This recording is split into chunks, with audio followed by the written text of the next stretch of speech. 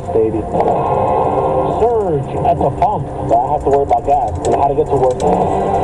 Good morning. I'm Steve Kathan with the CBS World News Roundup. Dramatic moments at a federal court in Washington. And CBS's Robert Costa tells us former President Donald Trump, after his arraignment on criminal charges, cried foul. You can't beat him, you persecute him or you prosecute him. Trump pushed back against the Justice Department, which alleges he led a sweeping criminal conspiracy to overturn the 2020 election. This is a persecution of a political opponent. Lock him up! Lock him up! Crowds of protesters and supporters gathered outside. Inside the courtroom, Trump sat, his hands folded at the defense table. He pleaded not guilty to 4 felony charges. The judge told Trump the obstruction charge alone could carry up to 20 years in prison. Former federal prosecutor Scott Frederickson says the road ahead could be tricky for Trump. The fact that the president is running for president doesn't change the fact that he's under an obligation to show up for trial. 2 U.S. Navy sailors have been arrested. U.S. Attorney Martin Estrada says they're accused of giving sensitive military information to China. We sometimes discover threats to our national security come from inside our most esteemed institutions. Here's CBS's Ed O'Keefe. Jin Xiaowei worked on the USS Essex stationed in San Diego. He faces espionage charges after allegedly sending a Chinese intelligence officer the locations of various Navy ships, along with technical manuals, pictures, and videos of the Essex, plus descriptions of the ship's defensive weapons. He's also accused of taking $5,000 in exchange. The second sailor, Wenheng Zhao, is charged with bribery after allegedly taking nearly $15,000 from a Chinese intelligence officer. According to the indictment, Zhao gave the officer plans for a large-scale U.S. military exercise in the Indo-Pacific region, along with photos of electrical diagrams and blueprints for a radar system from a U.S. military base in Japan. The government says employers added 187,000 jobs last month. That's fewer than expected, but it's not clear if that's the kind of slowdown that could affect Federal Reserve interest rate policy.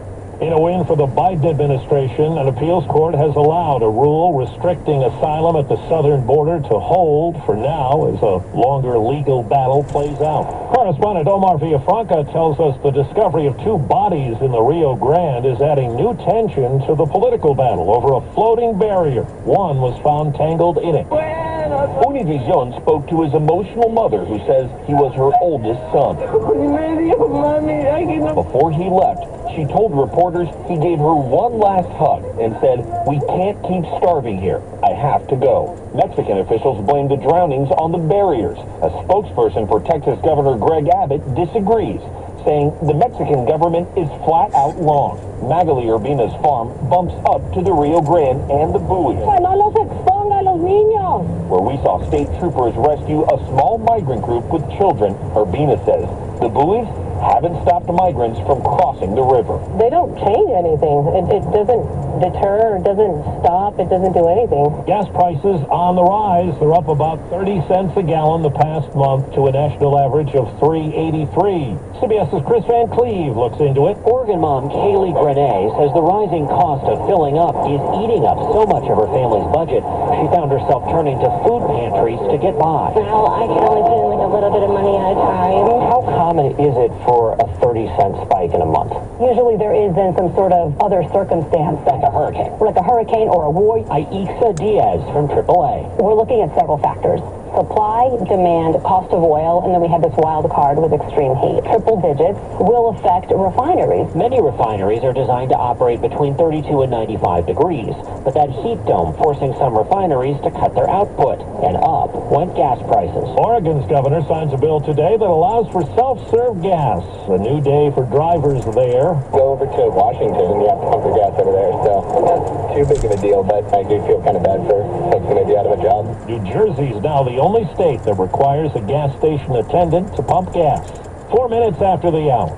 Well, that's today's news. Today's news. I didn't hear any good news, did you?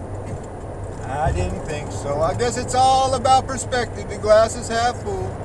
Well, as always, I'd like to thank you again for coming along with me on these Dash Cam News Adventures.